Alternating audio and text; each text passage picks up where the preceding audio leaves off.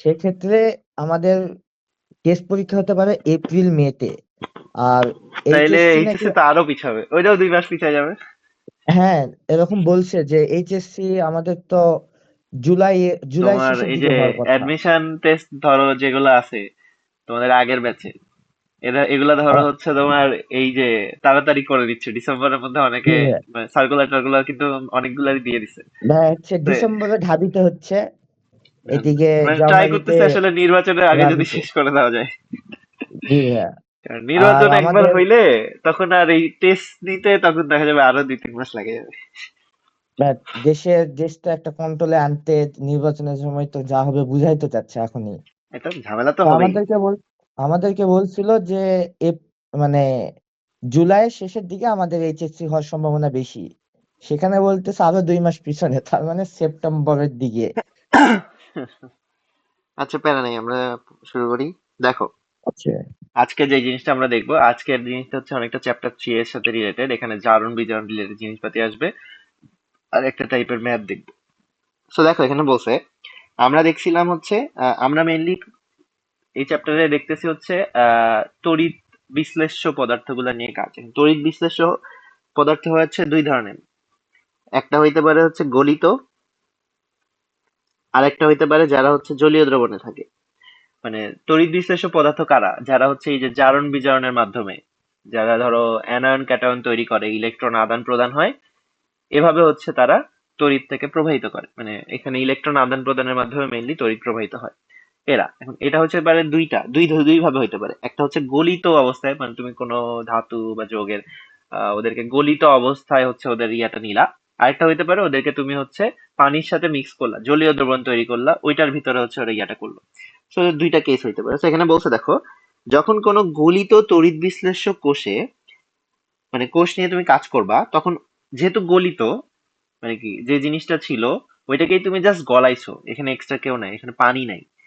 তো তখন কি হবে, ওই জায়গায় একটা মাত্র ক্যাটায়ন আর একটা মাত্র অ্যানায়ন থাকবে। ধরো সোডিয়াম ক্লোরাইড। তুমি যদি গলিত সোডিয়াম ক্লোরাইড নাও সাপোজ, তাইলে এখানে কি শুধুমাত্র সোডিয়ামের ক্যাটায়ন আর ক্লোরিনের অ্যানায়ন থাকবে। এরও গলিত। বাট তুমি যখন জলীয় নিবা, তখন কি হবে, এই জায়গায় একটা এই জায়গায় একটা পানির জন্য এইচ প্লাসও থাকবে, একটা ওএইচ মাইনাসও থাকবে। মানে পজিটিভ হয়ে যাবে দুইটা, নেগেটিভ হয়ে যাবে দুইটা। দেখো বলছে, গলিত অবস্থায় যখন কোনো গলিত তড়িৎ বিশ্লেষ্য কোষে একটি মাত্র ক্যাটায়ন এবং একটি মাত্র অ্যানায়ন থাকে, তখন ইলেকট্রোড বিক্রিয়া লেখাটা সহজ। তখন তড়িৎ বিশ্লেষণকারে ক্যাটায়নটি ক্যাথোড থেকে ইলেকট্রন গ্রহণ করে, অ্যানায়নটি অ্যানোডে ইলেকট্রন ত্যাগ করে। মানে অ্যানায়নটি জারিত হয় ইলেকট্রন ত্যাগ করে, আর ক্যাটায়নটা ক্যাথোড থেকে ইলেকট্রন গ্রহণ করে বিজারিত হয়। সিম্পল। অ্যানায়ন ক্যাটায়ন ছিল কয়টা? দুইটা। মানে একজনই আছে ক্যাটায়ন, একজনই আছে অ্যানায়ন এই কেসে। কিন্তু যখন তুমি জলীয় দ্রবণ নিবা, তখন অ্যানায়ন দুইটা, ক্যাটায়নও দুইটা। যেমন এইটা বলছে, যেমন এখানে দেখলাম, অথবা এখানে একটা উদাহরণ দিছে যে তুমি যখন কপার সালফেটের জলীয় দ্রবণ নিবা, তাইলে এখানে কপার 2+ থাকবে, সালফেট 2- থাকবে, পানির জন্য একটা H+ থাকবে, একটা OH- থাকবে। তাহলে অ্যানায়ন দুইটা, ক্যাটায়ন দুইটা। এখন কথা হইলো, আমার তো দুইজনকে তো আমি হচ্ছে বিজারিত করতে পারবো না, দুইজনকে তো আমি জারিত করতে পারবো না। কে আগে হবে, এটা নিয়ে একটা প্রশ্ন উঠবে। তো দেখো বলছে, এই দুইটা করে থাকে, দুইটা বিক্রিয়া দেখাইছে, এই যে ক্যাটায়ন দুইটা, অ্যানায়ন দুইটা, দুইটা ভাঙন বিক্রিয়াটা দেখাইছে। বলছে সুতরাং তড়িৎ বিশ্লেষ্য কোষে বিদ্যুৎ চালনা করলে ক্যাথোডের দিকে ক্যাথোডের দিকে দুইজন পজিটিভ আয়নই যাবে, অ্যানোডের দিকে দুইজন নেগেটিভ আয়নই যাবে। কিন্তু কোনটা অগ্রাধিকার পাবে বিজারণ হওয়াতে, আর কোনটা অগ্রাধিকার পাবে জারণ হওয়াতে, এটা ডিপেন্ড করতেছে। কারণ দুইজন আছে, দুইজনের মধ্যে কে আগে জারিত হবে, কে আগে বিচারিত হবে, এটা তো আমার জানা লাগবে না, এটা তো আমি বিক্রিয়া লিখতে পারবো না। কারণ এখানে আছে টোটাল 4 জন। আমার জারণ বিজারণে তো আমার বিক্রিয়া দুইটা, ওখানে দুইজন আসবে। এখন কে অগ্রাধিকার পাবে এটা কিভাবে বের করব? দেখো বলছে এটা বের করব হচ্ছে আমি তিনটা শর্তের মাধ্যমে। একটা হচ্ছে তড়িৎ রাসায়নিক সারিতে সংশ্লিষ্ট আয়নের অবস্থান। এই যে এটা হলো তড়িৎ রাসায়নিক সারি বা সিরিজ। এখানে হচ্ছে অবস্থানটা দেখে বোঝা যাবে। আরেকটা হচ্ছে তড়িৎ বিশ্লেষ্য দ্রবণে অ্যানায়ন ক্যাটায়নের ঘনমাত্রার প্রভাব। একটা হচ্ছে সারিতে অবস্থান, একটা ঘনমাত্রার প্রভাব, আর কোষে ব্যবহৃত তড়িৎদ্বারের প্রকৃতি ও প্রভাব। এই তিনটা জিনিসের উপর ডিপেন্ড করে আমি বলতে পারবো কে আগে জারিত হবে আর কে আগে বিজারিত হবে। একাধিক যখন থাকবে তখন, যখন একটা থাকবে তখন ঝামেলা নাই। তড়িৎ রাসায়নিক সারি কি দেখো বলছে, হ্যাঁ, তড়িৎ বিশ্লেষণের সময় বিভিন্ন আয়নের চার্জমুক্ত হওয়ার প্রবণতার উপর ভিত্তি করে আয়ন সমূহকে একটি সারিতে সাজানো হয়, তাকে তড়িৎ রাসায়নিক সারি বলে। এই সারিটি বিজারণ বিভবের উচ্চক্রম অনুযায়ী সজ্জিত। বিজারণ বিভবের উচ্চক্রম অনুযায়ী সজ্জিত। সহজে বিজারণযোগ্য ক্যাটায়নটি এই সারিতে সবচেয়ে নিচে থাকে। মানে তুমি যখন নিচ থেকে উপরে যাবা এদের বিজারণ বিভব তত বাড়বে। বিজারণ বিভবের উচ্চক্রম অনুযায়ী সাজানো আছে। দেন বলছে দেখো সহজে বিজারণযোগ্য ক্যাটায়নটি এ সারিতে সবচেয়ে নিচে অবস্থান করে। মানে নিচে, একদম নিচে যে অবস্থান করে একে বিজারণ করা সবচেয়ে সহজ। মানে এর শক্তি কম লাগে আর কি। দেখে তুমি কিছু করতে না করতেও সে বিজারিত হয়ে যাবে। বাট যারা উপরে অবস্থান করতেছে এদেরকে বিজারিত করতে তোমার একটু বেশি কষ্ট হবে। দেন বলছে দেখো উল্লেখ্য ধনাত্মক আয়ন বা ক্যাটায়নের সারিতে সবচেয়ে অধিক সক্রিয় ধাতু প্রথমে রয়েছে এবং নিচের দিকে কম সক্রিয় মৌলগুলো আছে। মানে তুমি যখন উপর থেকে নিচের দিকে আসবা এদের সক্রিয়তা আস্তে আস্তে কমবে, কিন্তু এদের বিজারিত হওয়ার প্রবণতা আবার বাড়বে। তো এখানে বলছে দেখো দ্রবণ থেকে কোন আয়ন চার্জ মুক্ত হওয়ার প্রবণতা তার ধাতুর সক্রিয়তার বিপরীত। দেখো কোন আয়নের এখানে তফাৎ আছে কিন্তু।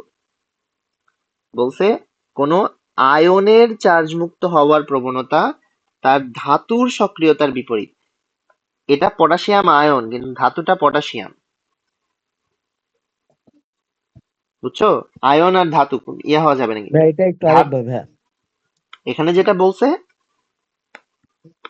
এখানে তো দেখো সবগুলা আয়ন দেওয়া আছে, প্রত্যেকটা জি আয়ন দেওয়া আছে।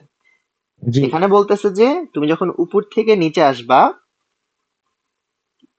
কি বলে, উপর কিভাবে থেকে বলবো নিচে এটা, দেখো বলছে সহজে বিজারণযোগ্য ক্যাটায়নটি সবচেয়ে নিচে আছে। মানে এই নিচের দিকে যে ক্যাটায়ন গুলো আছে এগুলো কিন্তু সবই ক্যাটায়ন।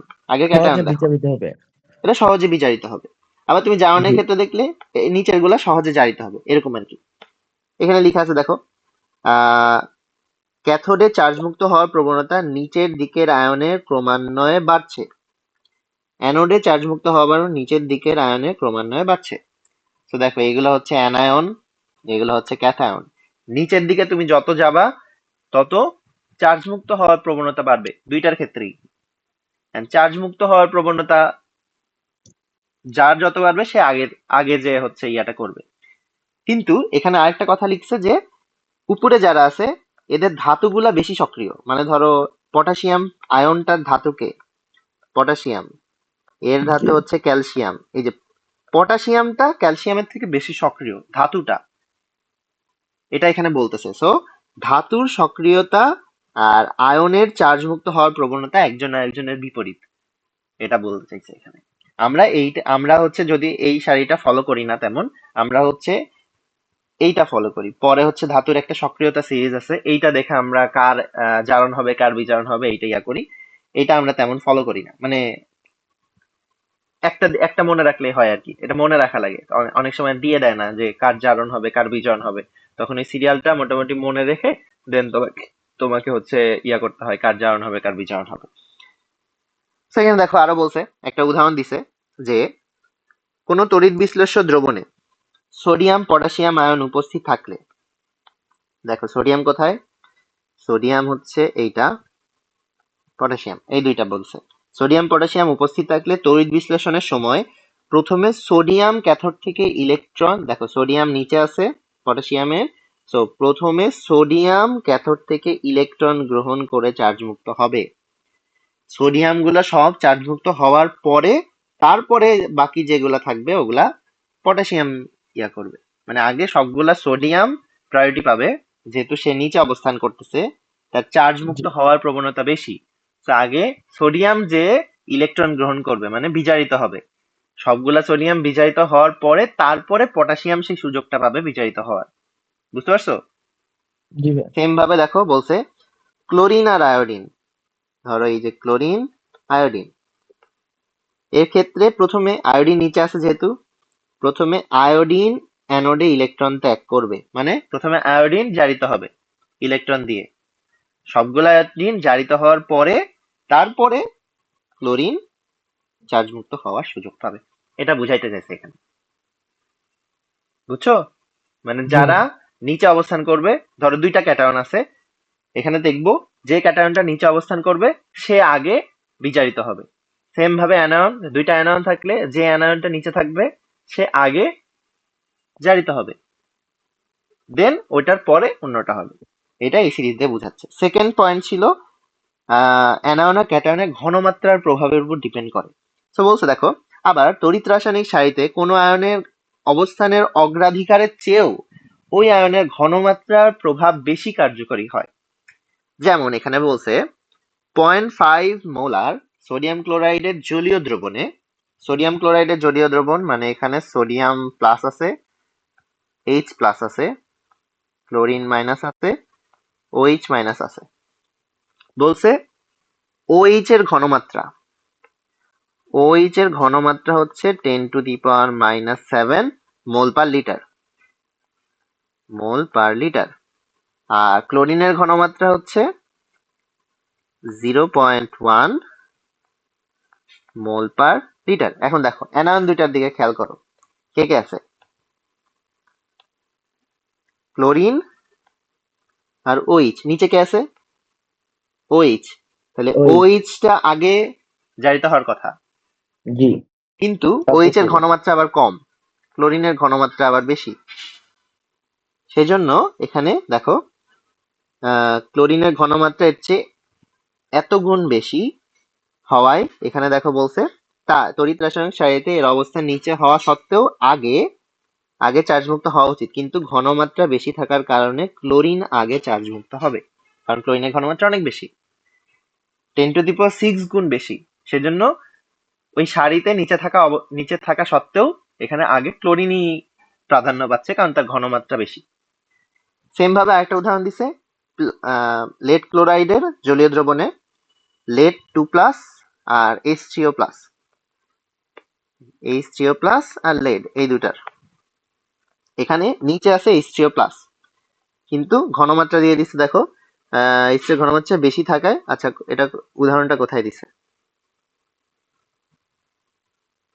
উদাহরণ দেয় নাই, বাট আবার একই উদাহরণ দিচ্ছে যে লেডের ঘনমাত্রা বেশি থাকার কারণে লেড আগে চার্জ মুক্ত হবে, এরকম আর কি। তো এখানে এটা ব্যতিক্রম ঘটতেছে যখন ঘনমাত্রা বেশি থাকতেছে তখন, কারণ এখানে বলে দিছে ঘনমাত্রা প্রভাবটা বেশি প্রাধান্য পাবে।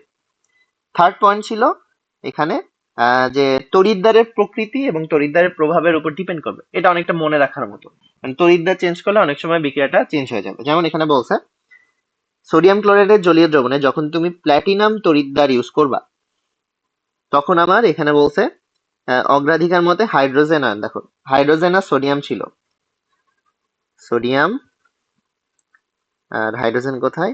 হাইড্রোজেন। সেখানে হাইড্রোজেনের প্রাধান্য পাওয়ার কথা। তো যখন তুমি প্লাটিনাম তড়িৎদ্বার ইউজ করবা, তখন এখানে হাইড্রোজেনই অগ্রাধিকার পাবে এন্ড হাইড্রোজেন গ্যাস তৈরি হবে। কিন্তু যখন তুমি পারদ ব্যবহার করবা ক্যাথোড রূপে, ক্যাথোড রূপে যখন তুমি প্লাটিনামটা চেঞ্জ করে যখন তুমি পারদ আনবা, তখন ওইটা আর প্রাধান্য পাবে না, তখন সোডিয়াম আগে চার্জ মুক্ত হবে। তো এখানে এই যে তড়িৎদ্বারের প্রকৃতি চেঞ্জ করে দেওয়ার কারণে বিক্রিয়াটা চেঞ্জ হচ্ছে। এটা হচ্ছে দেখা যাবে হাতে গোনা কয়েকটাই আছে, এগুলাই আসে, সেগুলো মনে রাখতে হবে। এই তিনটা এখানে এক্সপ্লেন করছে। তোমার বইও একটু মিলাই দেখো সেম জিনিসগুলো আছে কিনা। জি ভাই, সেমই আছে। ওকে, এটা ছিল একটা শিল্পক্ষেত্রে ব্যবহার। আহ এটা অতটা ইম্পর্টেন্ট না।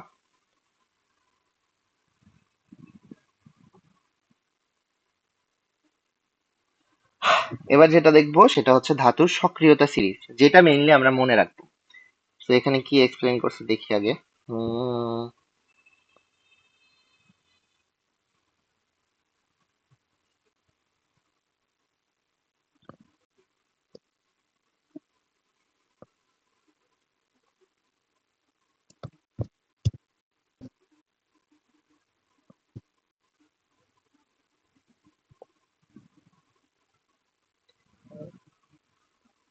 আচ্ছা, দরকার হবে না। সো এখানে আমার এই সিরিজটা খুবই ইম্পর্টেন্ট, আমাদের এই সিরিজটা মনে রাখতে হবে। পুরাটা মনে রাখা একটু কঠিন। আমার কাছে হচ্ছে একটা ছন্দ ছিল, আমি এটা দেখি খুঁজে পাই কিনা। এটা একটা ছন্দ দিয়ে মনে রাখতাম আমরা, সামথিং লিকে বাকানা এরকম এইভাবে মনে রাখতাম আর কি।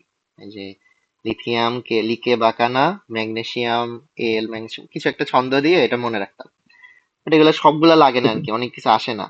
মানে আসে ধরো চেনা জানা গুলা, লিথিয়াম পটাশিয়াম, শুরুর দিকের গুলা মোটামুটি আসে। তো এই যে ক্যাডমিয়াম ট্যাডমিয়াম আবার আসে না, এসএন আসে না, মানে একটু মনে রাখতে হয় আর কি। হাতে গোনা কয়েকটা এমসিকিউ, আবার কয়েকটা হচ্ছে একদম খাসা খাসা কয়েকটা আছে, ওগুলাই আসে। তো এই পজিশন গুলো ইম্পর্টেন্ট, তোমাকে সিরিয়ালটা কে কার উপরে কে কার নিচে এটা মনে রাখতে হয়। এটা হলো ধাতুর সক্রিয়তা সিরিজ। তো এখানে দেখো ছবিটাতে অনেক কিছু লেখা। প্রথমে দেখো এই কয়টার ক্ষেত্রে বলছে এরা পানি থেকে H2 কে প্রতিস্থাপন করতে পারে। পানি, লিকুইড H2O থেকে এরা হাইড্রোজেন প্রতিস্থাপন করতে পারে। মানে তুমি যদি এদের সাথে ডিরেক্টলি পানির বিক্রিয়া করাও, এরা হাইড্রোজেন প্রতিস্থাপন করবে আর ওদের অক্সাইড হাইড্রোক্সাইড তৈরি হবে। দেন সেকেন্ড ইয়ারটা দেখো, সেকেন্ড ব্র্যাকেটটা এটা ছিল এইটুকু। জি দেন দেখো এই বড় ব্র্যাকেটটা, এতদূর পর্যন্ত যতগুলা আছে এদের সাথে তুমি যদি স্টিম মানে গ্যাসিয়াস ওয়াটারের ইয়া করাও, এরা এই স্টিম থেকে হাইড্রোজেন প্রতিস্থাপিত করতে পারে পুরাটা। দেন পরের ব্র্যাকেটটা, এরা অ্যাসিড থেকে হাইড্রোজেন প্রতিস্থাপন করতে পারে। তুমি যদি এদের সাথে অ্যাসিডের বিক্রিয়া করাও, এরা অ্যাসিড থেকে হাইড্রোজেন বের করে দিবে। আর সাথে হচ্ছে ধরো এখানে ক্লোরাইড ছিল দেখে ক্লোরাইড তৈরি করছে, সালফেট থাকলে সালফেট তৈরি করবে, কার্বনেট থাকলে কার্বন তৈরি করবে, এরকম আর কি। বাট হাইড্রোজেনটাকে বের করে দিবে প্রতিস্থাপন করে। দেন হাইড্রোজেন, হাইড্রোজেনের নিচে যারা আছে দেখো বলছে উপরের কোনো উৎস থেকে এসব ধাতু হাইড্রোজেনকে অপসারণ করতে পারে না। হাইড্রোজেনের নিচে আছে যারা, এরা কোনোভাবেই হাইড্রোজেনকে অপসারণ করতে পারবে না। কারণ কি? এরা হাইড্রোজেনের নিচে আছে, এটাই কারণ। এটা কিভাবে সাজাইছে দেখো, বলছে এখানে, এখন দেখো এখানে ব্যাখ্যাগুলো পড়ি। ধাতুর সক্রিয়তা সিরিজে বিভিন্ন ধাতুর রাসায়নিক সক্রিয়তার একটি ক্রম দেখানো হয়েছে। এই সিরিজে কোনো ধাতুর অবস্থান যত উপরে তার সক্রিয়তা নিচের ধাতুর চেয়ে সবচেয়ে বেশি। মানে তুমি যত উপর থেকে নিচে আসবা ধাতুর সক্রিয়তা তত বাড়বে না কমবে? জি ভাই, নিচের থেকে উপরে গেলে উপর থেকে নিচে আসলে কমবে নিচে তো কমবে হচ্ছে বলছে। দেখো এই সহজে সিরিজে কোনো ধাতুর অবস্থান যত উপরে তার সক্রিয়তা তার নিচের ধাতুর চেয়ে বেশি। বেশি, তো এখানে নিচের সবচেয়ে থেকে সক্রিয় উপরে ধাতু গেলে হচ্ছে কমতে থাকছে। লিথিয়াম। সবচেয়ে সক্রিয় ধাতু হচ্ছে লিথিয়াম। আর হ্যাঁ, সবচেয়ে কম লিথিয়াম। সক্রিয় কে? সোনা। ওকে, দেন দেখি কি বলছে। এই সিরিজ থেকে জানা যায় উপরে স্থানপ্রাপ্ত অধিক সক্রিয় ধাতু সিরিজে এর নিচে অবস্থিত কম সক্রিয় ধাতু লবণের দ্রবণে ওই কম সক্রিয় ধাতুর আয়নকে একক প্রতিস্থাপিত করতে পারে। হ্যাঁ, কি বলছে এখানে আরেকবার পড়ো। উপরে স্থানপ্রাপ্ত অধিক সক্রিয় ধাতুটি সিরিজে এর নিচে অবস্থিত কম সক্রিয় ধাতু, সাপোজ লিথিয়াম আর পটাশিয়াম, লিথিয়ামের নিচে আছে পটাশিয়াম, পটাশিয়াম। তাহলে লিথিয়ামের সক্রিয়তা বেশি। জি। তুমি যদি এই লিথিয়ামকে পটাশিয়ামের কোনো একটা দ্রবণের মধ্যে আনো, যেহেতু ওর সক্রিয়তা বেশি, ও এই জি। পটাশিয়ামকে প্রতিস্থাপন করার ক্ষমতা রাখে। আবার পড়ো লাইনটা। উপরে স্থানপ্রাপ্ত অধিক সক্রিয় ধাতুটি এর নিচে অবস্থিত কম সক্রিয় ধাতুর লবণের দ্রবণে কম সক্রিয় ধাতুর আয়নকে একক প্রতিস্থাপিত করতে পারে। বুঝছো? লিথিয়ামকে তুমি যদি পটাশিয়ামের কোনো লবণের দ্রবণে আনো, যেহেতু লিথিয়াম বেশি সক্রিয়, লিথিয়াম কি করতে পারবে, ওই পটাশিয়ামটাকে সরায়ে নিজে ওর জায়গায় ঢুকে যেতে পারবে প্রতিস্থাপিত করে। এটাই বলতে চাচ্ছে এখানে। বুঝছো? হ্যাঁ। অর্থাৎ ওই আয়নকে বেশি সক্রিয় ধাতু বিজারিত করতে পারে। উদাহরণ হিসেবে দিছে ম্যাগনেসিয়াম ধাতু দ্বারা জিঙ্ক সালফেট লবণের দ্রবণের জিঙ্ক আয়নকে জিঙ্ক ধাতু দ্বারা, আচ্ছা একে একে দেখো, ম্যাগনেসিয়াম ধাতু দ্বারা জিঙ্ক সালফেট লবণের জিঙ্ক আয়নকে, অবস্থান দেখো, ম্যাগনেসিয়াম কোথায়, ম্যাগনেসিয়াম, জিঙ্ক কোথায়, নিচে, উপরে কে, ম্যাগনেসিয়াম, সক্রিয় কে, ম্যাগনেসিয়াম। ম্যাগনেসিয়াম বেশি সক্রিয়। ম্যাগনেসিয়াম সক্রিয়। সো তুমি যদি জিঙ্ক সালফেটের দ্রবণে ম্যাগনেসিয়াম ধাতু আনো, কি করবে, জি। ম্যাগনেসিয়াম এই জিঙ্ককে সরাই দিবে। প্রতিস্থাপন করবে। সেম ভাবে জিঙ্কের সাথে লোহা আনছে, দেখো জিঙ্ক আর এই যে ফেরাস, কে নিচে, কে উপরে, জিঙ্ক উপরে। সো তুমি যদি জিঙ্ককে ফেরাস সালফেটের ইয়াতে আনো, সে এটাকে সরাইতে পারবে। আবার লোহার সাথে আনছে কপারকে, কপার কোথায়, কপার দেখো হাইড্রোজেনের নিচে। সো এই এফিটা হচ্ছে এই কপারকে সরাইতে পারবে। জি। এই যে সরাই দিচ্ছে, এই প্রতিস্থাপন করতেছে, এটা বিজারণ বিক্রিয়া। দেখে এখানে বলছে ওকে বিজারিত করবে। এটা আমার আসবে ব্যাটারির মধ্যে, এটাই আসবে। বিক্রিয়াগুলো দেখাইছে দেখো। বিজারণটা কেমনে, আমরা জানি জারণ বিজারণ মানে কি, জারণ মানে ইলেকট্রন দেওয়া, বিজারণ মানে ইলেকট্রন গ্রহণ করা, গ্রহণ করা। রাইট? এখন দেখো ম্যাগনেসিয়াম জি। যখন জিঙ্ক সালফেটকে সরাবে, জিঙ্ক সালফেটের জিঙ্ককে সরাবে, ম্যাগনেসিয়ামের তো ম্যাগনেসিয়াম 2+ হইতে হবে। জি। তাহলে ম্যাগনেসিয়াম, ম্যাগনেসিয়াম যখন ম্যাগনেসিয়াম 2+ হবে, ও কি করবে, দুইটা ইলেকট্রন দিবে, মানে কি ওর কি জারণ হবে, জারণ হবে না? জি ভাই। আর ওখানে যেই জিঙ্ক 2+ ছিল, ও তো সরবে, ও কি করবে, ওই দুইটা ইলেকট্রন গ্রহণ করবে, গ্রহণ করে জিঙ্ক তৈরি করবে, সলিড জিঙ্ক। সলিড ম্যাগনেসিয়াম ছিল, সে আয়নে পরিণত হয়েছে, সে জারিত হয়েছে। আর জিঙ্ক আয়নটা দুইটা ইলেকট্রন নিয়ে বিজারণ হয়েছে, এই যে জারণ বিজারণ বিক্রিয়া। বুঝছো? জি ভাই। এখন আমাকে বলো, এই সিরিজে যারা উপরে থাকবে, কারো অবস্থান যদি জি। উপরে থাকে, তার কি জারণ হয় না বিজারণ হয়? সক্রিয়তা মানে এক বেশি, তার মানে। দেখো ম্যাগনেসিয়াম আর জিঙ্ককে দেখো, ম্যাগনেসিয়াম জিঙ্ক, জি। সক্রিয়তা কার বেশি, ম্যাগনেসিয়ামের বেশি। ম্যাগনেসিয়ামের কি ম্যাগনেসিয়াম বেশি। হচ্ছে, জারণ হচ্ছে। জারণ সক্রিয়তা হচ্ছে। কার কম, জিঙ্কের কম, জিঙ্কের তার কি হচ্ছে, বিজারণ হচ্ছে।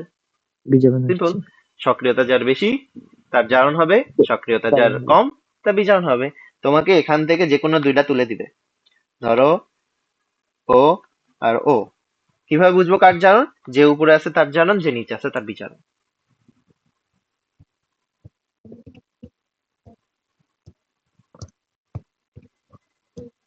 বুঝছো?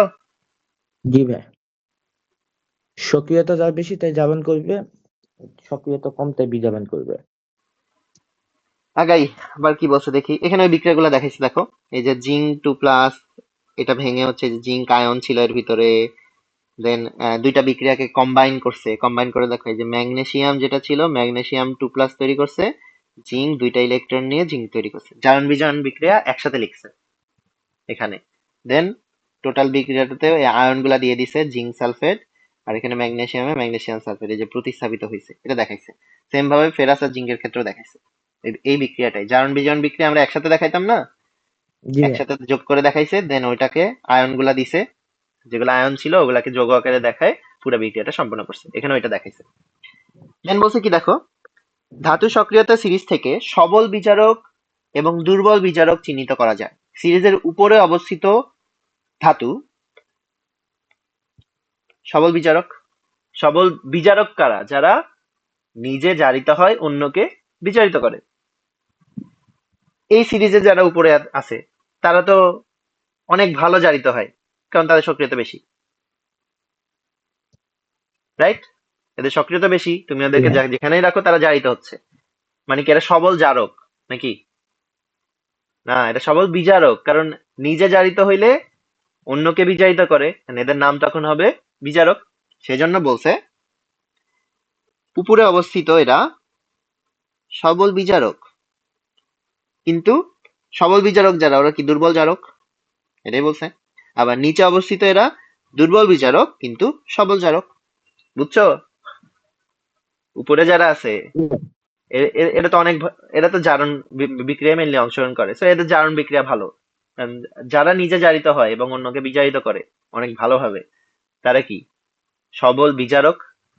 আর নিচের দিকে যারা আছে এদের বিজারণ হয়, নিজে বিজারিত হচ্ছে অন্যকে জারিত করতেছে, এরা অনেক ভালো নিজে বিজারিত হইতে পারে, তো এরা সবল জারক।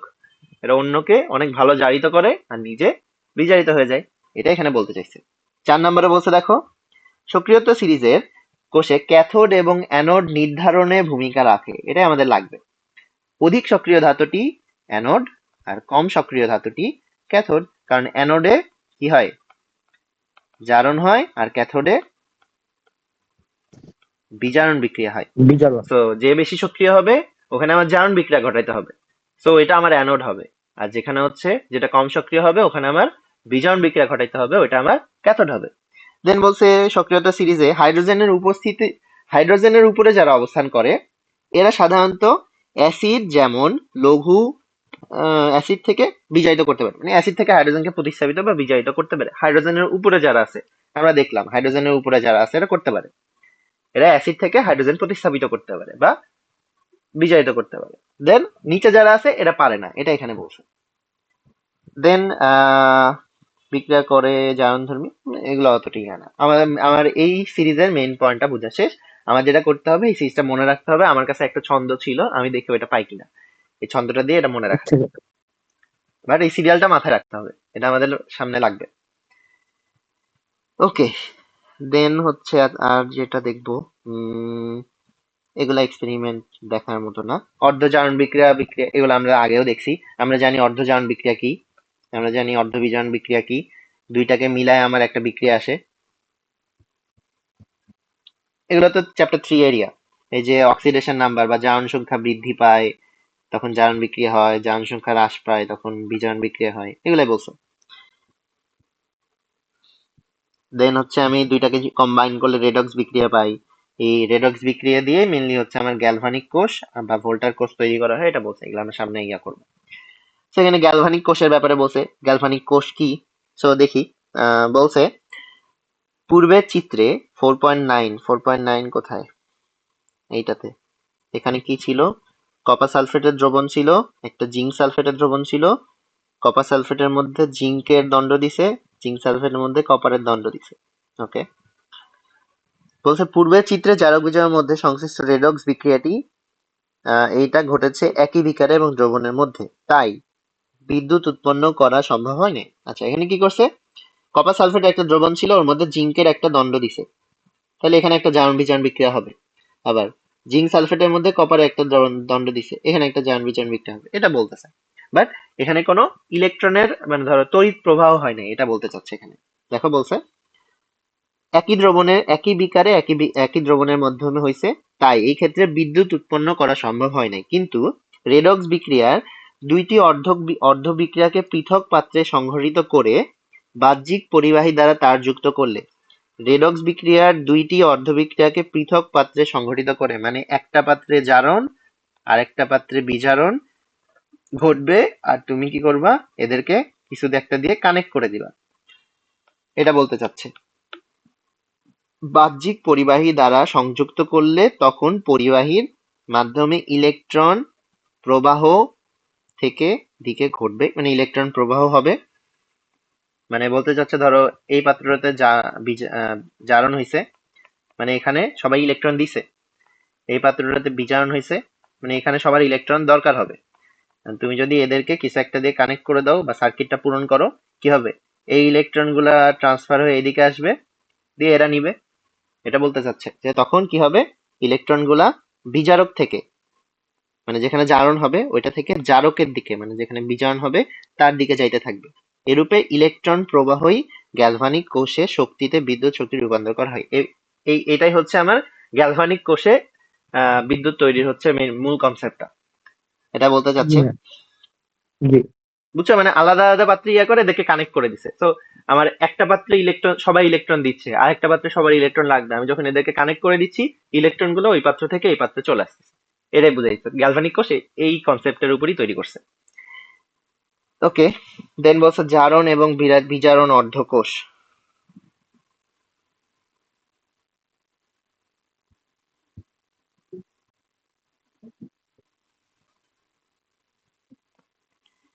ওকে, কি বলছে দেখি। যে পাত্রে জারণ অর্ধবিক্রিয়া ঘটে তাকে জারণ অর্ধকোষ বলে, যে পাত্রে বিজারণ অর্ধবিক্রিয়া ঘটে তাকে বিজারণ অর্ধকোষ বলে। মানে দুইটা কোষের নাম দিছে, যেটা জারণ ঘটবে সেটা জারণ অর্ধকোষ, যেটাতে বিজারণ ঘটবে সেটা বিজারণ অর্ধকোষ।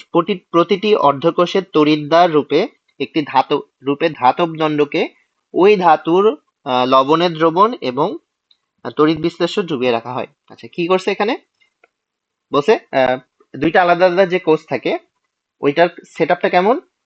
তুমি যে ধরো এটার মধ্যে জিঙ্কের দণ্ড ছিল, তুমি এটাকে যার মধ্যে গুলাইছো ওইটারই একটা লবণ হবে, মানে জিঙ্কেরই একটা লবণের মধ্যে সেটাকে ডুবাই রাখছো। এটা কপার ছিল, এটাকে তুমি কপারেরই একটা লবণের মধ্যে ডুবাই রাখছো, একটা জারণের জন্য একটা বিজারণের জন্য, এটা বুঝাইতে চাইছে। তো দেখো আবার পড়ো।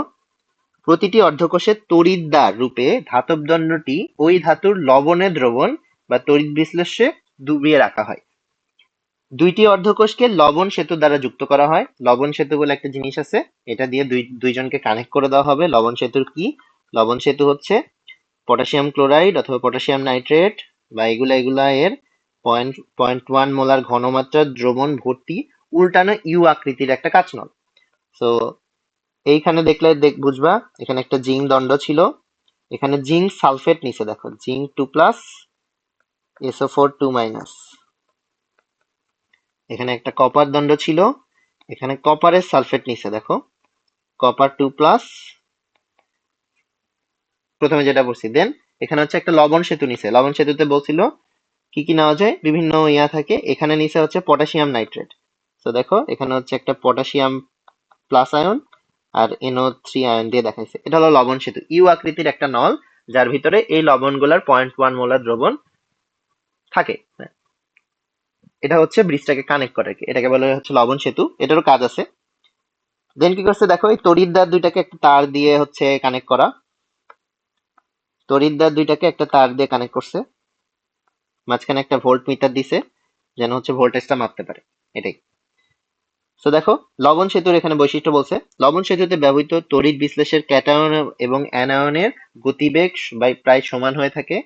বৈশিষ্ট্য, সেকেন্ড বৈশিষ্ট্য কি, তড়িৎ বিশ্লেষ্যটি তড়িৎ কোষের দ্রবণ দুটির সাথে কোনো বিক্রিয়া করবে না। লবণ সেতুতে ভিতরে যারা থাকে এরা মানে জাস্ট এক্সিস্ট করে, এরা হচ্ছে তড়িৎ বিশ্লেষের মধ্যে যে হচ্ছে ওদের সাথে বিক্রিয়া করে না, এটা বলতেছে। তড়িৎ বিশ্লেষের আয়ন দুইটি অ্যানোডে এবং ক্যাথোডে যাইতে, মানে লবণ সেতুর ভিতরে যে আছে এও তো একটা তড়িৎ বিশ্লেষ্য। তো ও যে হচ্ছে ওই অ্যানোড ক্যাথোডের জারণ বিজারণে যে বাধা প্রদান করে না, এটা বুঝাইতে চাচ্ছে। দেন এরা কেন লাগে, দুইটি অর্ধকোষের পরোক্ষ সহযোগকারী রূপে থাকে, বর্তনীটাকে পূর্ণ করে, উভয় অর্ধকোষে বৈদ্যুতিক চার্জের নিরপেক্ষতা বজায় রাখে। এটা কি জিনিস এটা আমরা সামনে দেখবো। এটা যেটা হয়, ধরো আমার অ্যানোডে তো হচ্ছে জারণ ঘটে, মানে অ্যানোডে সবাই প্রবণতা কেমন থাকে, ধরো একটা ধাতু আছে, সে ইলেকট্রন দিয়ে অ্যানায়নে পরিণত হয়ে যাচ্ছে, ইলেকট্রন দিয়ে ক্যাটায়নে পরিবর্তন হয়ে যাচ্ছে। ধরো এখানে জিঙ্ক, জিঙ্কের যে ধাতু আছে সে কি করবে, সে দুইটা ইলেকট্রন দিয়ে জিঙ্ক 2+ তৈরি করতেছে।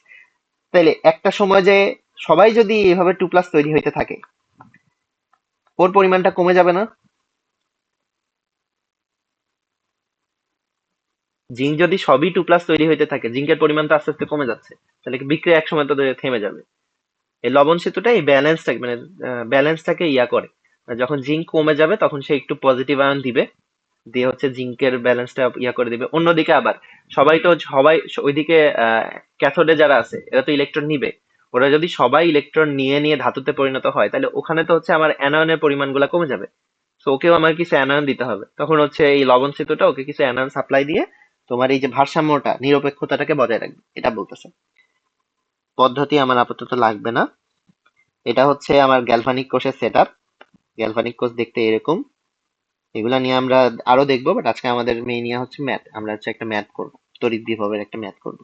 সেইখানে হচ্ছে দেখো আরো কিছু জিনিস বলছে। অর্ধবিক্রিয়াগুলোকে লিখছে। আমার জিঙ্ক আর কপার ছিল। আমরা সক্রিয় সিরিজে দেখতে পারি জিঙ্ক কোথায় আর কপার কোথায়। জিঙ্ক আর হচ্ছে কপার। আমরা দেখতেছি জিঙ্ক উপরে আছে, সো জিঙ্কে জারণ হবে, আর কপার নিচে আছে, কপারে বিজারণ হবে। মানে জিঙ্কটা হচ্ছে আমার অ্যানোড আর কপারটা হচ্ছে ক্যাথোড। তো এখানে দেখো অ্যানোডে জারণ বিক্রিয়া, জিঙ্ক জিঙ্ক 2+ তৈরি করছে, ক্যাথোডে বিজারণ বিক্রিয়া কপার থেকে কপার 2+ থেকে কপার তৈরি হয়েছে। দুইটাকে মিলে আমি কোষ বিক্রিয়া পাইছি এটা। তো এটাকে আমি পরে লিখতে পারি কপার সালফেট, এটা হয়ে যাবে জিঙ্ক সালফেট, এভাবে লিখতে পারি। দেন কোষ বিভব কি জিনিস দেখো এখানে ইয়া করছে, কোষ বিভব এটাই মেনলি আমরা বের করা দেখবো।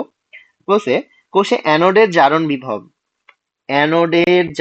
বিভব ক্যাথোডের বিজারণ বিভবের সমষ্টি হচ্ছে কোষ বিভব বা তড়িৎচালক শক্তি। অ্যানোডে জারণ হয়, ক্যাথোডে বিজারণ হয়। তো অ্যানোডে যে থাকবে তার জারণ বিভবকে ক্যাথোডে যে থাকবে তার বিজারণ বিভবের সাথে যোগ করতে হবে। এখন এখানে কথা হচ্ছে, এখানে সবসময় তোমাকে অ্যানোড ধরো যার জারণ হবে তার যে জারণ বিভবই দিবে, যার বিজারণ হবে তার যে বিজারণ বিভবই দিয়ে থাকবে, এটা দিবে না। তোমাকে ধরো যার বিজারণ হবে তারও জারণ বিভব দিয়ে রাখছে, তখন তোমাকে ওইটার মানে তোমাকে ওই জিনিসটা বুঝে নিতে হবে, এই যে প্লাস মাইনাসের যে ঝামেলাটা হবে। এই ফর্মুলাতেই মেনলি গুলাবে। কি গুলাবে দেখো, আগে ডিনোটেশন গুলা পড়ো। কি বলছে? ই অ্যানোড রেডক্স, ই ক্যাথোড রেডক্স, ই অ্যানোড চারটা বলছে। আমার চারটার দরকার নেই, আমার জাস্ট এইটুকু মনে রাখলেই হবে, অ্যানোডের জারণ বিভবের সাথে ক্যাথোডের বিজারণ বিভব যোগ করতে হবে। এটুকু মনে রাখা এনাফ। সো ই অ্যানোড রেডক্স মানে কি? অ্যানোডের মানে রিডাকশন মানে বিজারণ বিভব। ক্যাথোড রিডাকশন ক্যাথোডের বিজারণ বিভব। রিডাকশন মানে বিজারণ বিভব। এখানে দেখো এই দুইটাই বিজারণ বিভব, অ্যানোডেরও ক্যাথোডেরও। আবার এরকমই অ্যানোডের জারণ বিভব দেওয়া থাকতে পারে, ক্যাথোডের জারণ বিভব দেওয়া থাকতে পারে। দুইটারই জারণ বিভব দেওয়া থাকতে পারে, দুইটারই বিজারণ বিভব দেওয়া থাকতে পারে, একটা জারণ একটা বিজারণ দেওয়া থাকতে পারে, এরকম কম্বিনেশন দেওয়া থাকতে পারে। বাট আমার লাগবে কি? আমার লাগবে অ্যানোডের জারণ আর ক্যাথোডের বিজারণ। ঝামেলাটা হবে এই যে প্লাস মাইনাস এগুলা নিয়ে। আমরা মনে রাখবো জারণ বিভব আর তুমি একজনের যদি জারণ বিভব হয়, সাপোজ একজনের জারণ বিভব হচ্ছে পজিটিভ 2.2, এটার বিজারণ বিভব কি হবে? 2.2ই হবে, কিন্তু চিহ্নটা হবে মাইনাস। জাস্ট তুমি যদি চিহ্ন চেঞ্জ করে দাও, এর বিভবটা জারণ থেকে বিজারণ হয়ে যাবে। সো এখানে দেখো আমার মেইনলি দরকার কি? আমার লাগবে অ্যানোডের জারণ ক্যাথোডের বিজারণ, এইটা আমার লাগবে। আমি তো সংজ্ঞায় এটা পড়ছি 3 নাম্বারটা, তাই না? সংজ্ঞায় তো এই 3 নাম্বারটা পড়ছি আমি। অ্যানোডের জারণটা ক্যাথোডের বিজারণটার সাথে যোগ করতে হবে, এটাই তো।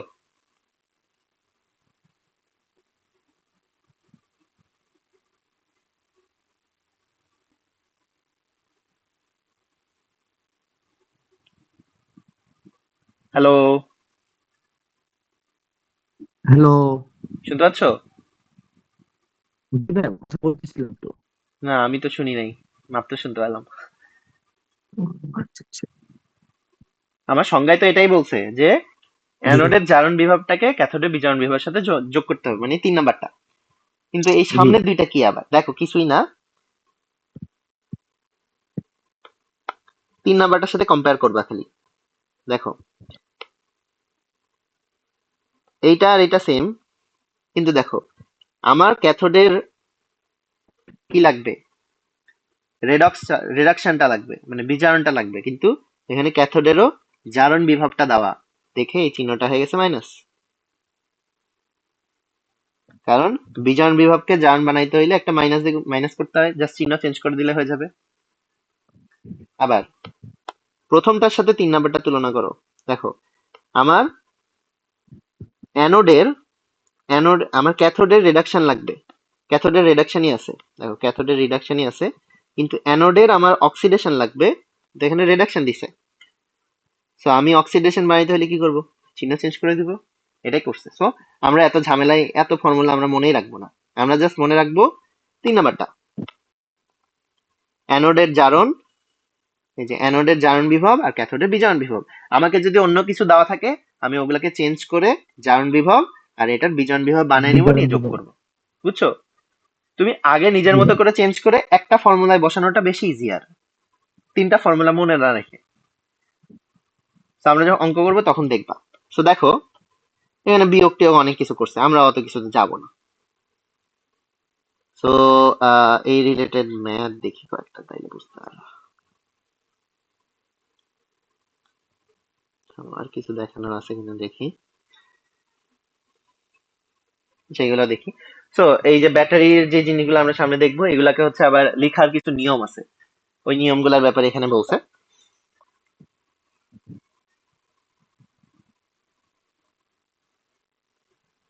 দেখো তড়িৎদ্বার এবং তড়িৎ বিশ্লেষে সংস্পর্শ তলের স্থানটিকে একটি খাড়া রেখা বা তির্যক রেখা বা কমা দ্বারা প্রকাশ করে তড়িৎদ্বারের সংকেত লেখা হয়। মানে ধরো আমার জারণ হইলো, এটাকে আমি কিভাবে লিখবো? আমার জারণে কি হয়, জিঙ্ক থেকে জিঙ্ক 2+ তৈরি হয়, এটাই তো। এটাকে আমি লিখি কেমনে, এটাকে লিখি হচ্ছে এই যে জিঙ্ক সলিড ছিল, এটাকে এই যে একটা খাড়া দাগ অথবা একটা তির্যক দাগ, এই যে খাড়া দাগ অথবা তির্যক দাগ অথবা কমা, এটা দিয়ে লিখি। আর পাশে থাকে Zn 2+। এটার মানে কি, এটার মানে হচ্ছে জিঙ্ক থেকে জিঙ্ক 2+ তৈরি হয়েছে, মানে কি হয়েছে, জারণ হয়েছে। জি ভাই। বুঝছো? জি ভাই। বিজারণের ক্ষেত্রে কিভাবে লিখবা, বিজারণের ক্ষেত্রে ধরো আমার কপারের বিজারণ হবে, আমি লিখবো কপার 2+ বার কপার সলিড। এটা মানে কি হয়েছে, বাম থেকে ডানে যাবে, মানে 2টা ইলেকট্রন নিয়ে কপার তৈরি করছে, মানে বিজারণ হয়েছে। বুঝছো? এটা হলো এই প্রথম 1 নাম্বার, এই যে বার দিয়ে বা মানে খাড়া দাগ অথবা তির্যক দাগ অথবা কমা দিয়ে লিখতে হবে। দেন বলছে কি দেখো, অর্ধকোষকে প্রথমে তড়িৎদ্বার বা অ্যানোড রূপে পরে তড়িৎ বিশ্লেষণ বিক্রিয়া জারণ বিক্রিয়া ঘটে বোঝায় অর্ধ জারণ বিক্রিয়া বলে। আচ্ছা কি বলছে, অর্ধকোষকে প্রথমে তড়িৎদ্বার রূপে পরে তড়িৎ বিশ্লেষণ রূপে লিখলে জারণ ক্রিয়া ঘটে। প্রথমে তড়িৎদ্বার রূপে মানে সলিড আকারে, সলিড, এই যে প্রথমে ধরো এটা কি, এটা তড়িৎদ্বার ছিল আর এটা আয়ন ছিল, এটা দিয়ে কি বোঝায়, তুমি যদি প্রথমটা যদি তড়িৎদ্বার হয় পরেরটা যদি আয়ন হয়, এখানে কি জারণ বোঝায়, এটাই বলছে। প্রথমে তড়িৎদ্বার এবং পরে তড়িৎ বিশ্লেষ্য রূপে বা আয়ন রূপে লিখলে এখানে জারণ ক্রিয়া ঘটে। তো এটা জারণ অর্ধকোষ, এটা হচ্ছে জারণ অর্ধকোষ। কিন্তু যদি তুমি প্রথমে তড়িৎ বিশ্লেষ্য আর পরে তড়িৎদ্বার লিখো তখন এখানে বিজারণ ঘটে। তো এটা একটা বিজারণ অর্ধকোষ, এটা একটা জারণ অর্ধকোষ, এটা একটা বিজারণ অর্ধকোষ। বুঝছো? জি ভাই। এই যে এখানে উদাহরণ দিছে, এটা একটা জারণ অর্ধকোষ, এটা একটা বিজারণ অর্ধকোষ, এটা বোঝাইছে। দেন বলছে দেখো, জারণ বিজারণ তড়িৎদ্বারে অথবা গ্যাস বিশিষ্ট তড়িৎদ্বারে যেখানে নিষ্ক্রিয় ধাতু যেমন প্ল্যাটিনাম, তারপরে Au বা সোনা ইত্যাদিকে নিষ্ক্রিয় তড়িৎদ্বার রূপে বৈদ্যুতিক সংযোজনের জন্য, নিষ্ক্রিয় তড়িৎদ্বার যারা তড়িৎ বিশ্লেষণে অংশ নিবে না কিন্তু ওই ইলেকট্রন বিদ্যুৎ সংযোগের জন্য, তো ওদেরকে দিয়ে তুমি জাস্ট কানেকশনটা রেডি করছো, তখন কিভাবে করতে হয়। এছাড়া তখন এক্ষেত্রে বিধি 1 এবং 2 ব্যবহৃত হবে। এছাড়াও নিষ্ক্রিয় তড়িৎদ্বারের আগে একটি কমা চিহ্ন সহ লেখা হয়। মানে বলছে এখানে যদি এক্সট্রা কোনো তড়িৎদ্বার থাকে, এই যে এভাবে কমা দিয়ে তড়িৎদ্বারটাকে লিখতে হবে, এটাই বলছে খালি। দেন কোষ সংকেত, কোষ সংকেত কি জিনিস, কোষ সংকেত হচ্ছে এই জারণ বিজারণকে তুমি একসাথে লিখবা, এটাই কোষ সংকেত। কিভাবে লিখতে হয়,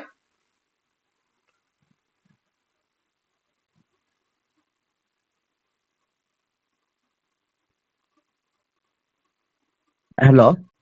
হুম, দেখো কিভাবে লিখতে হয়, তেমন কিছুই না। আবারও এই যে এইটুকু হচ্ছে জারণ অর্ধকোষ, এইটুকু বিজারণ অর্ধকোষ। বিদ্যমান অর্ধকোষ। এটা হলো কোষ সংকেত বা কোষ ডায়াগ্রাম। বাম পাশে থাকে হচ্ছে অ্যানোডের বিক্রিয়া, ডান পাশে থাকে হচ্ছে ক্যাথোডের বিক্রিয়া বা বিজারণটা। দুইটাকে তুমি একটা রেখা দ্বারা আলাদা করবা। এটাই হচ্ছে আমার কোষ ডায়াগ্রাম বা কোষ সংকেত। দেন দেখো কি বলছে, যদি হচ্ছে এখানে লবণ সেতু ইউজ করা হয় তখন এখানে খাড়া দ্বিরেখা দিতে হয়, যদি লবণ সেতু থাকে তখন দুইটা দাগ দিতে হয়। পূর্ণ বিক্রিয়াটা কেমন? পূর্ণ বিক্রিয়াটা আবার বলছে এই যে জারণ বিক্রিয়া বিজারণ বিক্রিয়া দুইটাকে যোগ করে তুমি এটা পাও। টোটালটার কোষ সংকেত কেমনে লিখো? এইটা কোষ সংকেতে কোনটার মানে কি? এইটুকু হচ্ছে অ্যানোড অর্ধকোষ, এইটুকু জারণ, লবণ সেতু, ইলেকট্রন প্রবাহ এদিক থেকে এদিকে হয়, আর এটা হলো সংস্পর্শ তল, যেটা আগে বলছে। পুরোটাকে এক্সপ্লেন করতে যাচ্ছে, বুঝছো? ঠিক আছে।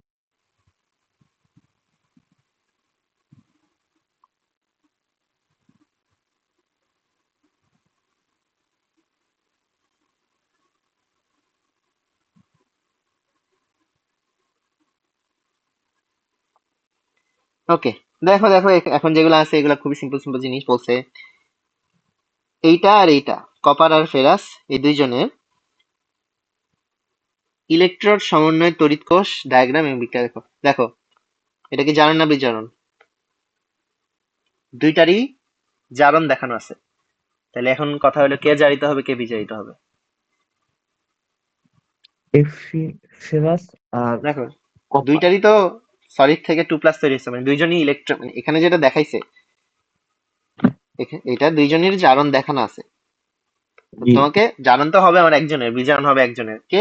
এটা জি। ডিপেন্ড করবে আমার এই যে সক্রিয়তা সিরিজ, কপার আর ফেরাস। দেখি কপার কই? ফেরাস আছে এখানে, কপার আছে নিচে, সো ফেরাস উপরে, নিচে। তাহলে জারণ হবে জিরো। ফেরাসের। হ্যাঁ। দেখো জারণ অর্ধকোষ ফেরাস থেকে 2+ হয়েছে, এটা জারণ বিক্রিয়া। বিজারণ অর্ধকোষে এই দেখো কপার 2+ থেকে এটার উল্টাটা হবে, উল্টাটা হবে। সো জারণ এটার, বিজারণ এটার। এটাকে বুঝলা? কারণ কি এফি উপরে ছিল, দুইটা যোগ করে তুমি এটা পাবা। দেন ডায়াগ্রাম কেমন হবে? এফি থেকে এইটা, এটা থেকে এইটা, মাঝখানে একটা দাগ, আর এই যে সংশ্লিষ্ট তল। মানে তোমাকে মেনলি এই যে দুইজনকে দিয়ে এই জিনিসটা বানাইতে বলছে, বুঝছো? এখানে জি তোমাকে ভাই। এই যে বিক্রিয়া দুইটা আলাদাভাবে লিখতে হবে, দুইটা যোগ করে পূর্ণ বিক্রিয়া লিখতে হবে, দেন বলতে হবে এটার কোষ ডায়াগ্রাম বা কোষ সংকেত এটা। সেম ভাবে এটা কপার আর জিঙ্ক, জিঙ্ক উপরে থাকে, সো জিঙ্কের জারণ কপারের বিজারণ, কোষ বিক্রিয়া লিখছে। এখানে বলছে তড়িৎ ডায়াগ্রাম আঁকাও, সেম। ফেরাস, হাইড্রোজেন, ফেরাস উপরে থাকে, সো ফেরাসের জারণ হাইড্রোজেনের বিজারণ,